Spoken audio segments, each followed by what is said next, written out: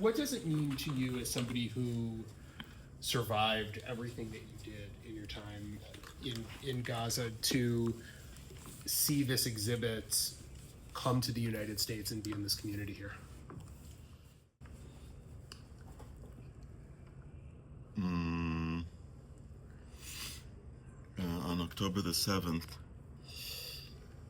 64 of my friends and neighbors and people that I've known for 40 years were murdered by Hamas, terrorists. And I don't know if you know this already, but 19 of us were kidnapped, and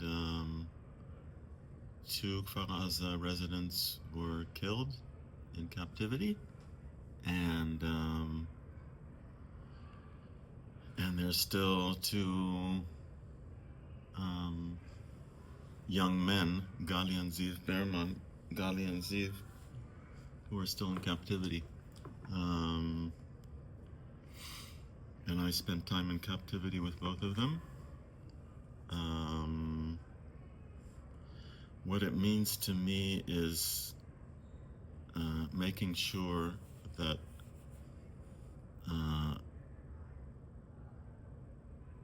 as many people as possible will know about what happened on October the 7th in Israel in general, and specifically, of course, this exhibition tells the story of Kfar Aza.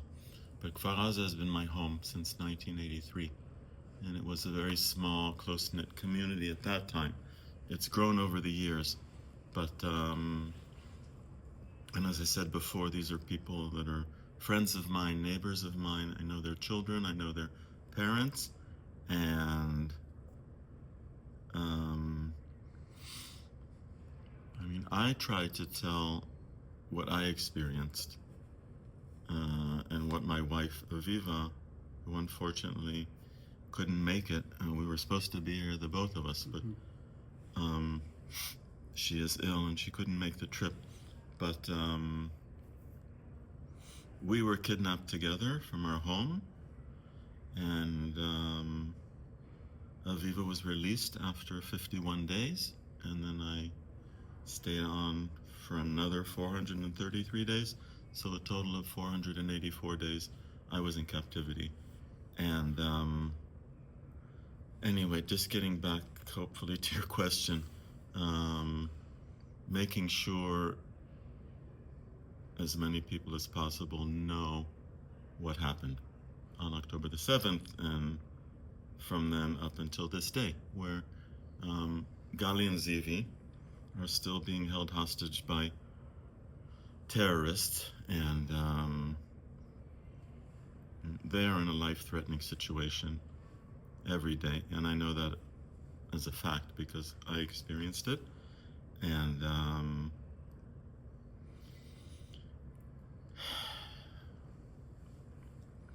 I know the suffering that they are experiencing day in and day out, and I know the suffering that their family are experiencing, and I know the suffering that I am experiencing, and Aviva, and the whole community of Kfar Aza, and many more, friends and relatives, and just even people that have come to know Gali and Ziv through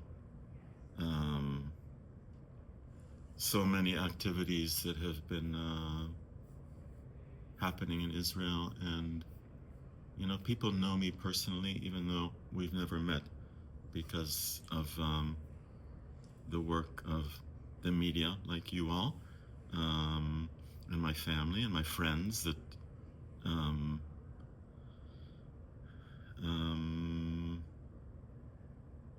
introduced the public to Keith Siegel, to me. And so anyway, I think it's very, very important to know the details of what happened. And I think the world needs to know the atrocities that Hamas committed and continue to commit up until this day.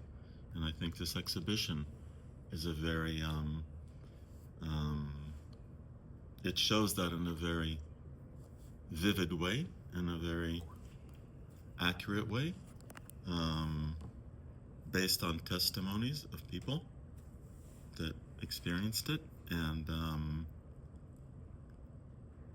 so I think it's very, very important in the present and also in the future that this be something that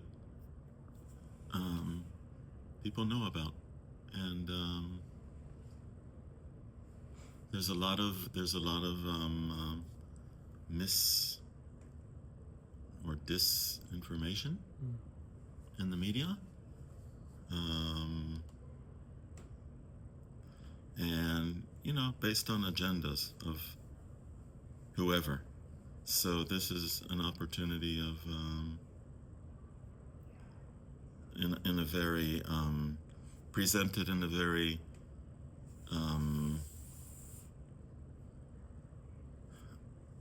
not sure what the word is, accessible,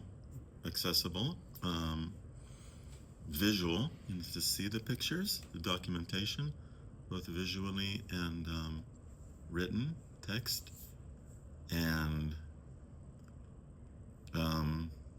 people, me and other members of the delegation that are here that can testify to what they experienced.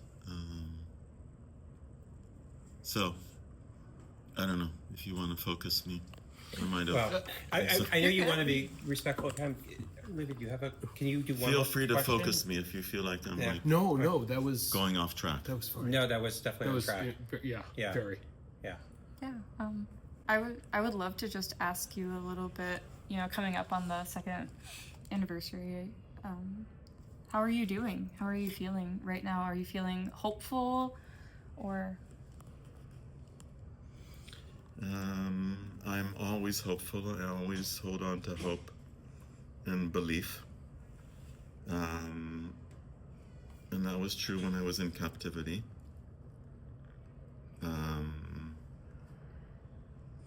I must add to that I'm very worried and I'm very scared about what's happening to Gali and Ziv, and I have another 2 friends that are still in captivity that I spent time with in captivity, Matan, Angrest, and Omi Miran. The bond that formed in captivity is very hard. I don't know if I'm able to describe it to somebody that hasn't experienced it, but being in that situation, being held captive by terrorists and being threatened by terrorists, and just living in conditions that are the basic, freedom. You have no freedom. You can't leave the house or the tunnel or the school. I was held. I was relocated. I was moved around 33 times in the 484 days. I was held in tunnels where we could hardly breathe. My wife Aviva and I were gasping for our breath in a tunnel that they said was 130 feet underground. But the bottom line is you can barely breathe in that tunnel. And it's dark. And we were left alone, the 3 of us, a woman hostage, Aviva and I. They just left us there alone with hardly any food, hardly any water. And my wife, Aviva, was sick at the time. She had a stomach illness and she needed medication, which they didn't bring. And even something to help to calm her down, because just being in a very, very small niche, hardly enough room for the 3 of us to lie down next to each other, a very low ceiling. I don't even know if that's what it's called. This is a tunnel, and dark, and the battery that supplies. Other than that, and minimal. I am, and my wife Aviva also, were both just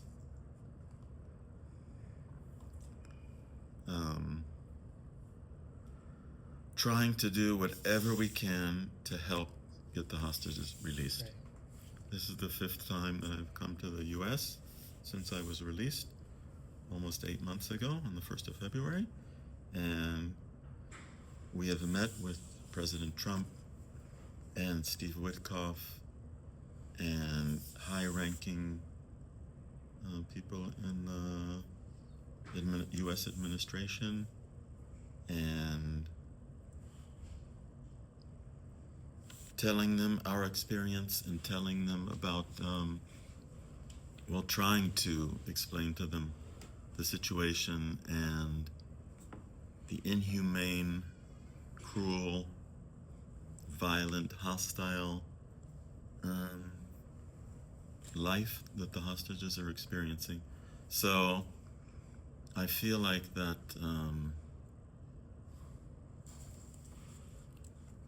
I can't even think about, getting back to a normal routine or finding a job. The only thing that I am able to do at this time, and I feel like I must do, is saving people's lives and saving Gali and Ziv and Matan and Omri, the 4 friends of mine that are still there, and all of the 48 hostages. There are still 48 hostages in Gaza, and we're approaching 2 years of their captivity. And it is our moral and our humane duty to do whatever we can. And I would like to call upon you and all of your audience, anybody that is hearing this, to do the same, to be involved, to help do the moral, humane thing. Save innocent people's lives. These are innocent people that were kidnapped. They had done nothing. And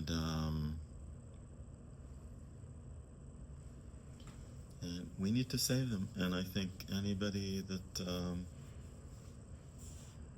I just think that anybody should feel that it's their moral obligation to be a part of this. And there are a lot of ways to be a part of it.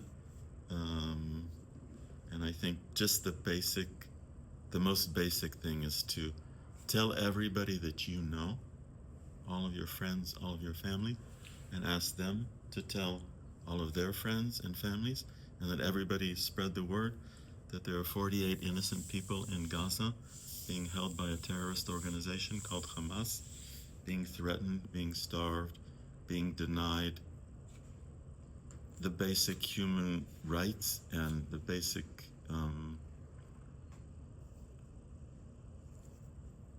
right that every innocent human being deserves, and is their right to live in freedom, to live in safety and security, and speak out, and it will reach influential people that are more influential, people that have connections. And from here, I call upon the Israeli government to engage in negotiations that will reach an agreement that will bring all of the hostages back home. And I also call upon President Trump to... President Trump saved my life, and President Trump saved many hostages' life, and he has prioritized the hostage crisis, and I urge him to continue prioritizing this and making sure that it's done soon before we lose more people. And hostages have been murdered and killed, and I mentioned the starvation before. I mean, they could die of starvation. They could die of so many reasons. Well, I haven't had the privilege of being there. So what is it about the kibbutz that appealed? Yes, well, Aviva and I were looking for a kibbutz with a relatively large populate Anglo? residents. No, No? youngish families. Okay. Aviva had grown up on a kibbutz where there were very few young people. We had stayed there for 2 years and felt like we were looking for a kibbutz with a lot of young families, like we were. We moved. Aviva was pregnant, and we moved to Kfar Aza in May of '83, and she gave birth to our son Shai in October. So yeah, and we were looking for a young kibbutz, and somebody just suggested that we go to Kfar Aza. By chance, we got there, and fell in love with the people, with the community, with the area.